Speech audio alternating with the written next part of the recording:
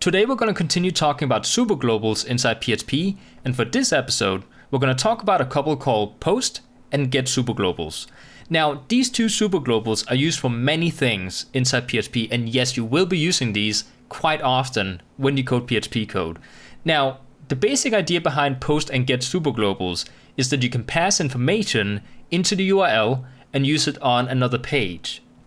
So to give you guys an example, I did actually create a very basic form down here, which you guys should know how to make by now, because you do actually need to be at least a bit capable of doing HTML code inside our PHP lessons here. So as you guys can see, my form is very basic. It has a input inside of it that has a couple informations inside of it. For example, we have a type, which is hidden. We have a name, which is equal to name, and we have a value, which is equal to value. Now I also have a button down here, which is basically just a submit button that does something with this form when I press it. Now, inside my form tag, you guys may see that I put something in here called a method.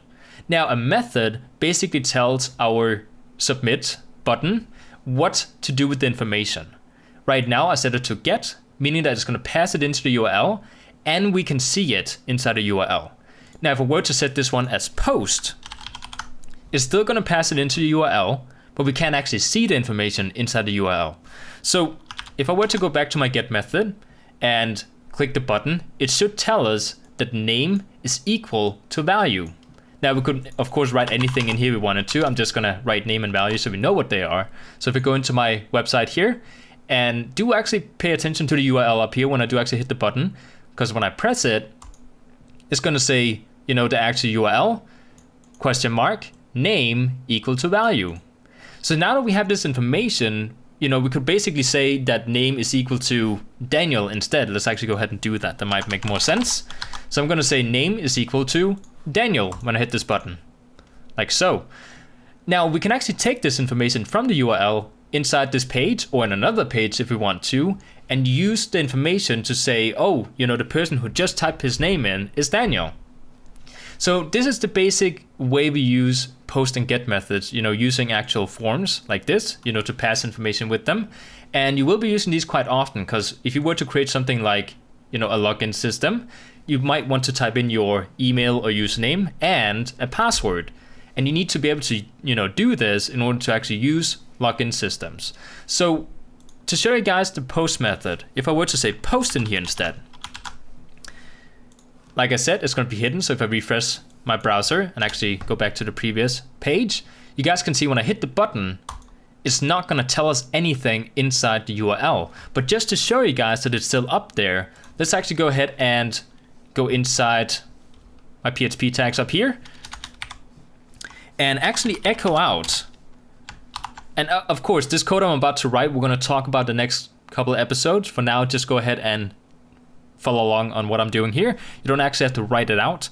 So I'm going to go ahead and say variable underscore post brackets, and inside the brackets I'm going to write the name of the input. So in this case it's name. So if I do actually echo out the name of the post method we just used inside the URL, you guys will see that we get Daniel, because we're just echoing out the name inside the URL, which we can't see right now, but it's still there because Daniel does actually exist in here. Now again, if I go back again and change this one to a get method again, just to show you guys, refresh. Let's actually go back to the previous one. There we go. If I were to actually hit the button, you can see name is equal to Daniel. And for some reason we get some error mistake here. Okay, yeah, we do also need to change the, the method up here. So it has to be $_get, because we're changing it back to a get now. So when I refresh, we get Daniel, because name is equal to Daniel.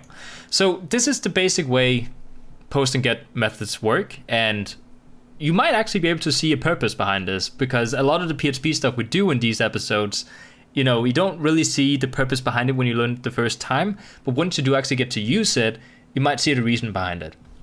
Now these are actually some you can actually see the reason behind, hopefully. So with this lesson in mind, we will actually soon be ready to actually start creating some cool stuff.